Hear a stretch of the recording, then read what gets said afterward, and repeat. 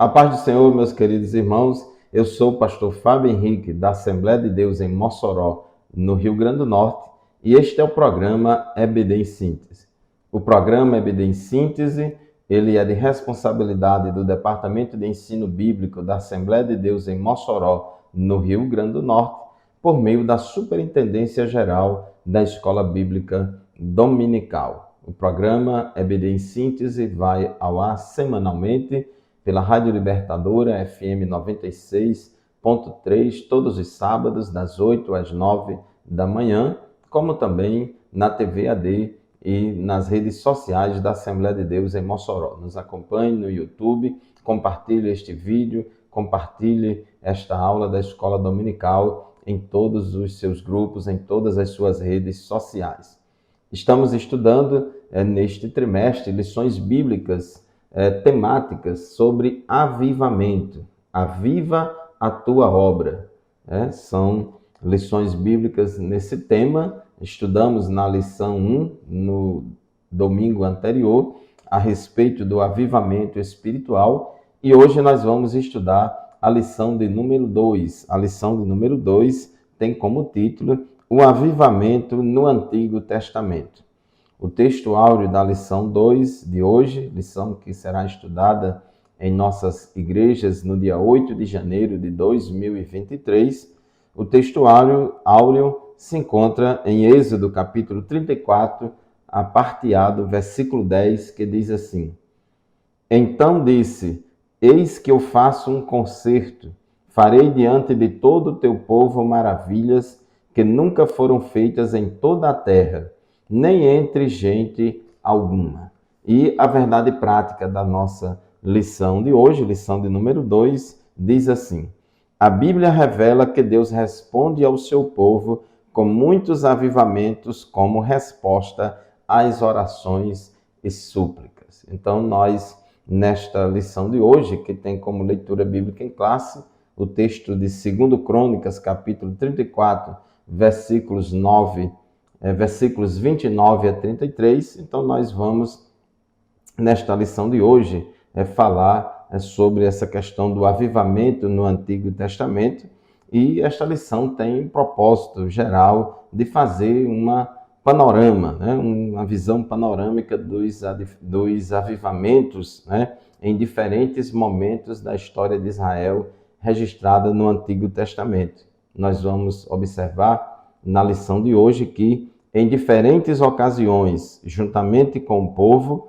o rei da época fazia um movimento de retorno do povo aos primeiros fundamentos revelados na palavra de Deus, na lei de Moisés. Muitas vezes, o apelo a esse retorno vinha por meio dos profetas. O profeta é um porta-voz de Deus, um mensageiro de Deus que Deus usa para falar com o povo, para falar com os reis, com os sacerdotes, com as lideranças e com todo o povo em geral.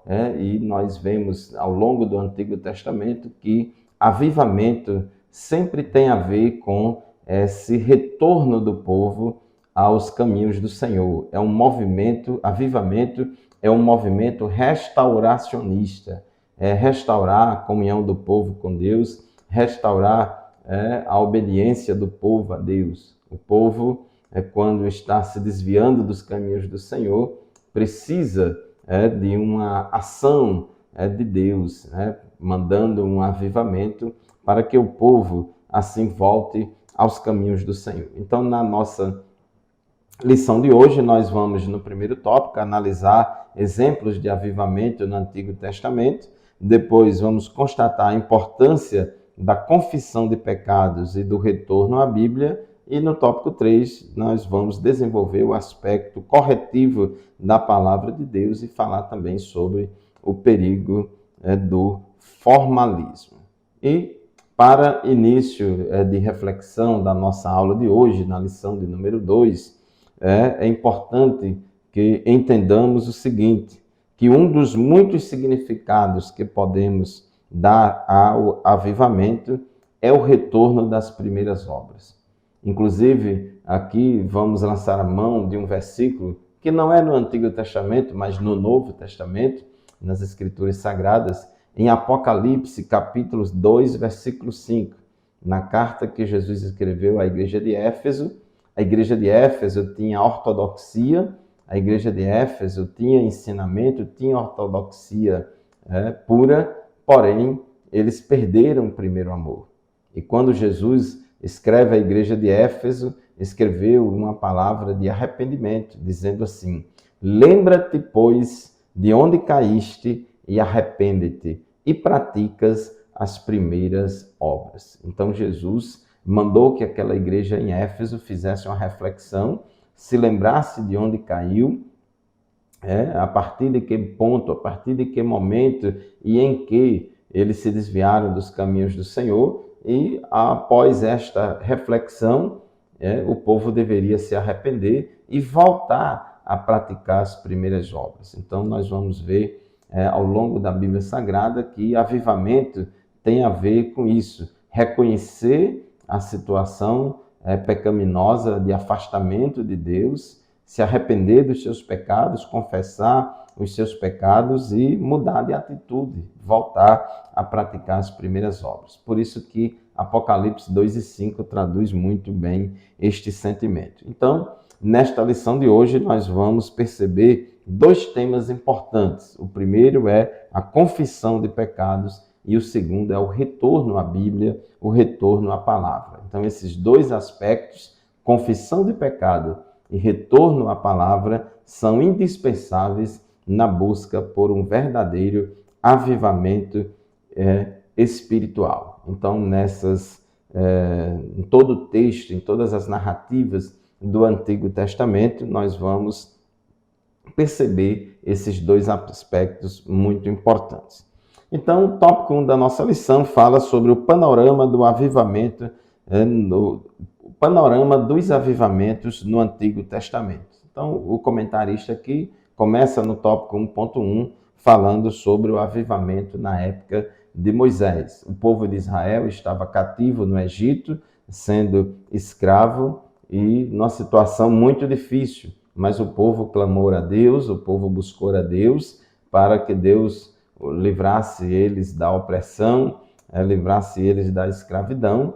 E Deus ouviu a oração do seu povo lá no Egito e apareceu a Moisés ali naquela sarça ardente, se revelou a Moisés e enviou Moisés para ir ao Egito para libertar o povo de Deus do Egito, para Moisés liderar aquela grande obra de libertação de Deus. É importante a gente entender que o autor do avivamento é Deus, o avivamento vem do alto, Deus é quem aviva o seu povo, é quem manda o avivamento, porém, ele usa pessoas, como usou Moisés, para trazer ali um grande avivamento em Israel. Depois nós vemos no período dos juízes. A época dos juízes foi a época de maior apostasia lá da história de Israel. 300 anos, mais ou menos, de história em que o povo de Israel, ali na terra de Canaã, aquele povo experimentou ciclos de avivamento e degeneração. O povo estava bem nos caminhos do Senhor, mas depois o povo pecava, seguia os maus costumes dos cananeus, pecava, vinha as consequências do pecado, sofriam com as consequências do pecado, depois eles clamavam a Deus pedindo misericórdia, Deus enviava um libertador, um juiz, levantava uma liderança e ali trazia um livramento e um avivamento naquele povo, o povo se reerguia novamente, mas infelizmente depois caíam no círculo vicioso do pecado. E nós vemos ali na transição do período dos juízes para a monarquia, nós vemos a figura do profeta Samuel, que viveu na época de Eli. Eli era o sumo sacerdote da época e que foi complacente com as atitudes pecaminosas dos seus filhos que pecavam abertamente, explicitamente lá em Israel, lá no tabernáculo, no próprio realizar da obra de Deus. Mas Samuel, que era filho de Ana, foi fruto de um milagre, e Samuel foi criado ali com Eli, foi criado ao lado dos filhos de Eli, porém Samuel se conservou puro. enquanto a nação estava degenerada espiritualmente, Deus estava preparando Samuel para liderar um grande avivamento. E a Bíblia mostra na história sagrada de que os filisteus estavam atacando o povo de Israel, Israel perdeu a guerra, a arca do Senhor foi tomada pelos filisteus, e quando o sacerdote Eli ouviu a notícia de que a arca fora levada, ele caiu para trás da cadeira, morreu, os filhos de Eli também morreram, e falaram: Icabode, foi-se a glória de Israel, foi-se a glória do Senhor. Então, nessa situação de pecado, de apostasia, a glória de Deus sai do meio do seu povo. Então, Deus permitiu que a arca fosse levada. Então, nesse contexto de acontecimentos, foi que Samuel exortou os israelitas ao arrependimento. Então, Deus levanta Samuel. 1 Samuel 7,3 diz assim: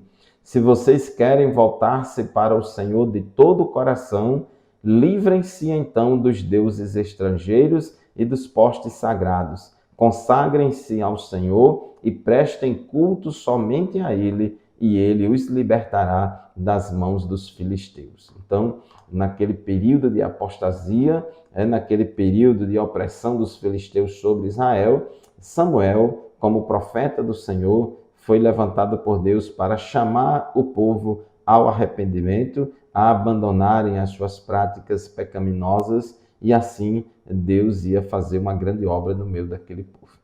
Muito bem, meus irmãos, chegamos ao final do primeiro bloco do programa EBD em Síntese. Vamos fazer o primeiro intervalo, daqui a pouco a gente volta. Continue conosco.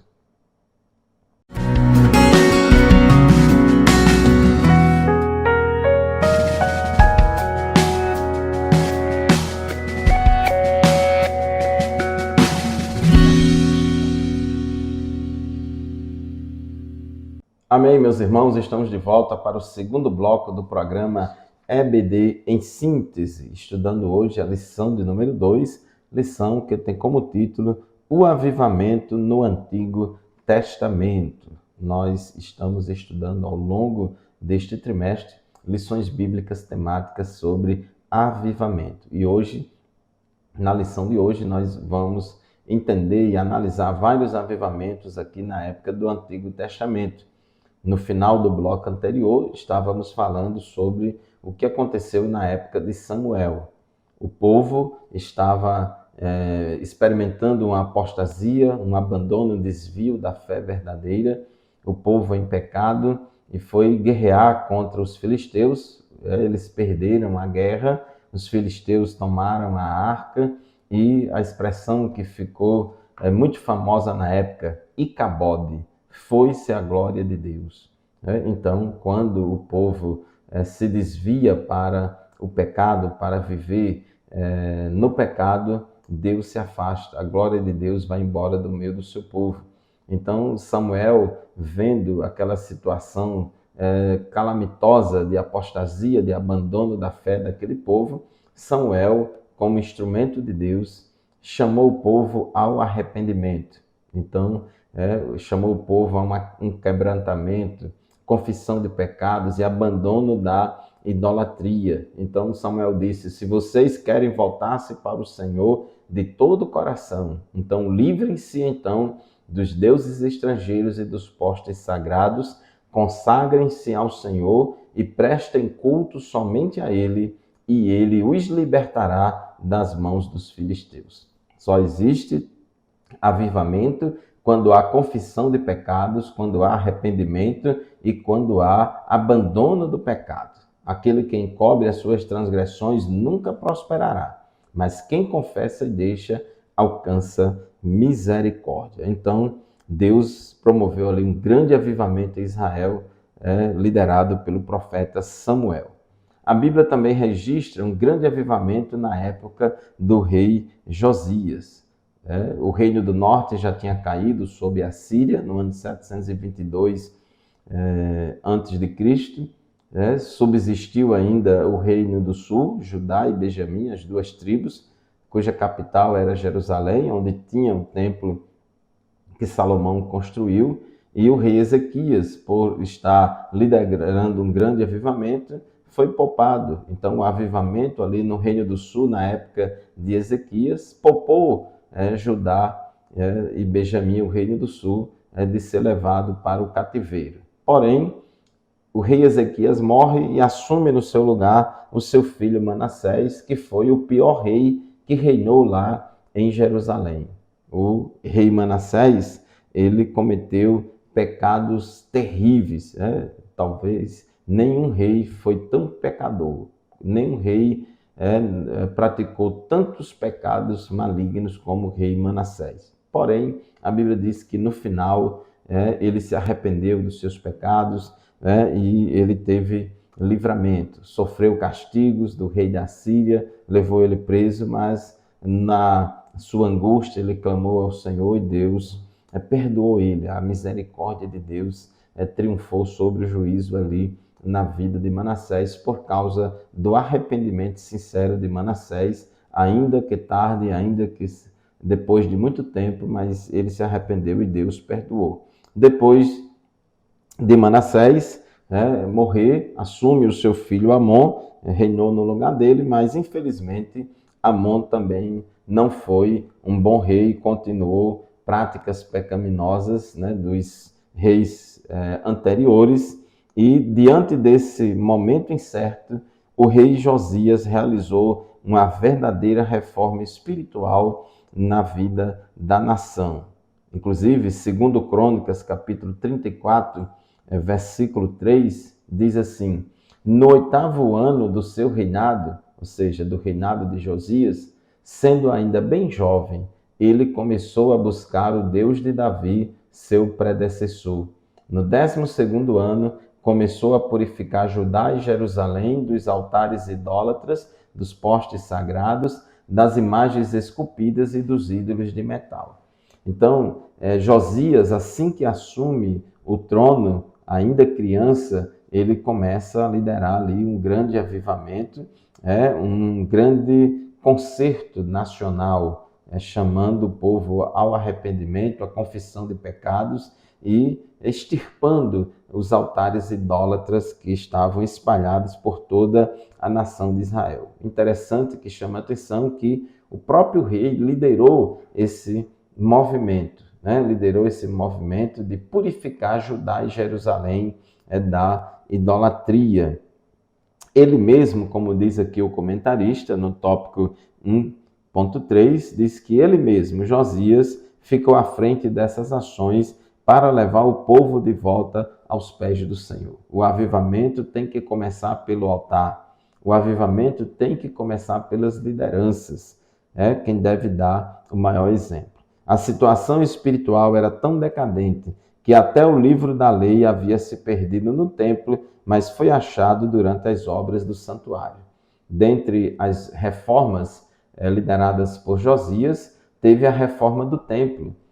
O povo tinha abandonado a lei, tinha abandonado o culto sagrado e o templo estava em ruínas, estava se acabando tudo, não tinha manutenção da casa do Senhor, e Josias colocou no seu coração de fazer uma reforma no templo, de reparar as brechas, as rachaduras, reparar as portas, enfim, fazer toda a obra de conserto, de retoques e reparos necessários à casa de Deus. Porque quando o povo não está avivado, quando o povo está em pecado, é muito comum eles abandonarem a casa do Senhor. E nessa reforma, ali nesse trabalho de construção e reforma, foi achado o livro da lei que estava escondido lá no templo, mostrando aí que antes disso ninguém conhecia a lei do Senhor, ninguém ensinava a lei do Senhor, aposentaram a Bíblia, por assim dizer, a palavra de Deus deixou de ser pregada. E quando a palavra de Deus não é pregada, quando a palavra de Deus não é ensinada ao povo, então morre espiritualmente o povo. Então Josias liderou aquele grande avivamento, foi lida a palavra de Deus, foi lida para todo o povo, foi lida para o rei, para toda a liderança. E assim, meus irmãos, entendemos que o verdadeiro avivamento é provocado pela palavra de Deus. Aqui no tópico 2 da nossa lição, o comentarista chama muita atenção para o avivamento que aconteceu na época de Neemias, um avivamento liderado por Neemias. O povo já tinha voltado do cativeiro para Jerusalém, já tinham reconstruído o templo, porém as muralhas da cidade ainda não tinham sido reconstruídas. E quando o mensageiro voltou lá de Jerusalém e voltou lá para a Pérsia, onde Neemias era copeiro do rei, deu a notícia a Neemias de que os muros não tinham sido levantados, não foram reparados. Então Neemias ficou muito triste com aquela situação de miséria em que a cidade de Jerusalém se encontrava. Então a Bíblia diz que Neemias orou com grande lamentação em função dessa constatação de que os muros de Jerusalém estavam ainda derribados e precisavam ser edificados. A Bíblia diz em Neemias capítulo 1, versículos 6 a 7, as seguintes palavras: que os teus ouvidos estejam atentos, isso foi uma oração de Neemias a Deus, lembrando que avivamento começa com oração. Que os teus ouvidos estejam atentos e os teus olhos estejam abertos para ouvir a oração que o teu servo está fazendo dia e noite diante de ti, em favor de teus servos, o povo de Israel. Então, Neemias, quando soube daquela situação, começou uma campanha de oração, começou a orar a Deus, buscar a Deus, pedindo misericórdia, e diz aqui no versículo 6, Neemias, na sua oração a Deus, Neemias falou: confesso os pecados que nós, os israelitas, temos cometido contra ti. Sim, eu e o meu povo temos pecado contra ti. Versículo 7. Agimos de forma corrupta e vergonhosa contra ti. Não temos obedecido aos mandamentos, aos decretos e às leis que deste ao teu servo Moisés. Então observe ali que, embora Neemias fosse um homem justo, fosse um homem crente, mas na sua oração intercessória pelo povo de Israel, por Jerusalém, ele confessa os pecados da nação, ele se inclui também, ele fala no plural, nós agimos de forma corrupta e vergonhosa, confessa os pecados que nós, os israelitas, temos cometido. Então, Neemias faz essa oração de confissão de pecados. É a condição indispensável para viver um verdadeiro avivamento espiritual. Sem confissão de pecados, não há avivamento espiritual. E ali Deus ouviu a oração de Neemias, ele recebeu a autorização do rei para ir até Jerusalém e liderar ali aquele povo na reconstrução das muralhas. E Deus abençoou essa atitude, e assim as muralhas foram reconstruídas em tempo recorde, e Neemias, em parceria com Esdras, eles lideraram ali um grande avivamento em Jerusalém por meio da leitura e do ensino da palavra de Deus. Então, realizaram um grande culto público em praça pública em Jerusalém. A lei do Senhor foi ensinada, a lei do Senhor foi lida e interpretada. Houve ali tradução simultânea do hebraico para o aramaico, uma vez que a maioria daquele povo ali falava somente aramaico, e a palavra de Deus foi ensinada, foi declarado o sentido, fazendo com que, se lendo, se ouvindo a palavra, pudesse entender e compreender o que estava sendo dito. E ali Deus promoveu um grande avivamento em Jerusalém através de Neemias e de Esdras. Então, meu querido irmão, minha querida irmã, é Deus quem aviva o seu povo e a sua igreja, mas ele faz isso usando os seus servos e as suas servas, que se coloca no centro da vontade de Deus. Vamos fazer mais um intervalo. Daqui a pouco a gente volta para o terceiro e último bloco do nosso programa de hoje. Continue conosco.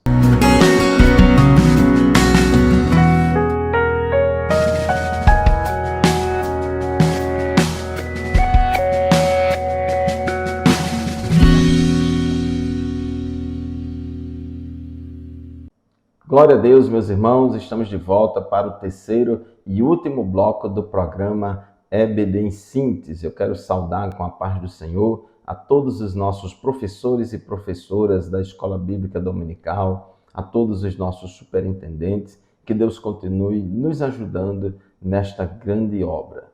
Nós estamos estudando neste primeiro trimestre de 2023 lições bíblicas temáticas sobre avivamento. Este é o assunto deste trimestre e hoje, na lição de número 2, a lição que será estudada no domingo do dia 8 de janeiro de 2023, nas nossas igrejas, a lição que tem como título O Avivamento no Antigo Testamento. Então, nós observamos até aqui alguns exemplos e em algumas ocasiões da história do povo de Israel que Deus ali promoveu um grande avivamento no meio do seu povo, na época de Samuel, na época de Josias, na época de Ezequias, na época de Neemias, de Esdras e assim por diante. Então, o avivamento vem de cima, não vem de baixo. O avivamento vem de Deus e não dos homens. Porém, Deus, ele usa os seus servos e as suas servas para se colocarem na brecha, orando, intercedendo pelo povo, buscando o avivamento e Deus usa os seus servos e as suas servas para liderar toda a obra de avivamento. Então, nós louvamos a Deus por isso. Tópico 3 da nossa lição, o avivamento e a palavra de Deus. Como nós já falamos no bloco anterior, a palavra de Deus, ela promove avivamento. A palavra de Deus promove avivamento. Há um ditado antigo que alguns diziam, que se você ler muito a Bíblia, você vai ficar formal, vai cair no formalismo, e se você orar muito, vai cair no fanatismo. Eu não gosto muito desse ditado, porque uma coisa não pode existir em detrimento da outra. Então, nós temos que ser crentes da palavra e do poder. Então, a palavra de Deus não pode apagar o fogo da oração não pode calar a palavra de Deus. Não há essa dicotomia, não pode haver essa polarização entre palavra e oração. Uma coisa não pode jamais ser em detrimento da outra. A igreja deve ter a oração e o ensino da palavra de Deus na mais alta conta, na mais alta estima. Então, a palavra de Deus, ela promove avivamento. Vimos aí o grande exemplo na época do rei Ezequias. O povo não conhecia a lei do Senhor. Se você não conhece a vontade de Deus, se a palavra de Deus não é ensinada, então o povo não vai saber a vontade de Deus. O povo precisa ser guiado pela palavra de Deus, porque as Escrituras, elas darão para nós o rumo certo, darão o norte seguro. Então nós precisamos conhecer a palavra de Deus, precisamos ensinar a palavra de Deus nas nossas igrejas. A Escola Bíblica Dominical é uma ocasião importantíssima, é um dos maiores e mais importantes trabalhos de ensino da palavra de Deus que é realizado na igreja, de grande importância, porque todo domingo, toda semana tem, não tira férias. Então, a palavra de Deus, à medida que ela é ensinada, ela vai produzir vida. Então, as pessoas só vão obedecer a palavra se primeiro as pessoas conhecerem a palavra, se as pessoas primeiro entenderem e compreenderem a palavra de Deus. E como conhecerão e como entenderão a palavra de Deus se esta não for ensinada pelos pastores e mestres da igreja? Então, nós que somos professores da Escola Bíblica Dominical, que somos pastores, dirigentes de congregação, temos uma responsabilidade muito grande de ensinar a palavra de Deus ao seu povo na casa do Senhor. A palavra de Deus, ela tanto gera o genuíno e verdadeiro avivamento, como também a palavra de Deus, ela corrige eventuais desvios que às vezes acontece em alguns avivamentos. 1 aos Coríntios, capítulo 14, versículo 26, Paulo disse aos irmãos lá de Corinto: Que fareis, pois, irmãos, quando vos ajuntais? Cada um de vós tem salmo, tem doutrina, tem revelação, tem língua, tem interpretação. Faça-se tudo para edificação. Então, em um culto pentecostal, em um culto ao Senhor, tem que ter tempo, tem que ter espaço para os hinos, para os salmos, tem que ter espaço para a doutrina, para o ensino, tem que ter espaço para a revelação, para línguas, para a interpretação de línguas, para a manifestação dos dons espirituais, mas tudo isso tem que ser feito para a edificação, com decência e ordem. Lá em Corinto estava havendo muita desordem no culto público, porque os irmãos não estavam usando os dons espirituais, não estavam se comportando de maneira decente quanto à manifestação dos dons espirituais, especialmente os dons de variedade de línguas e profecia. Então foi preciso Paulo doutrinar aquela igreja, corrigir aqueles desvios, porque alguns se consideravam profetas e achavam que Deus falava diretamente com ele e ele não precisava de ser ensinado por ninguém. Isso é um grande equívoco. A palavra de Deus está acima de todos nós. Então, Paulo, quando termina de doutrinar aquela igreja quanto ao uso correto dos dons espirituais, em 1 aos Coríntios, capítulo 14, versículos 37 a 40, Paulo disse assim: se alguém cuida ser profeta ou espiritual, reconheça que as coisas que vos escrevo são mandamentos do Senhor. Mas se alguém ignora isso, que ignore.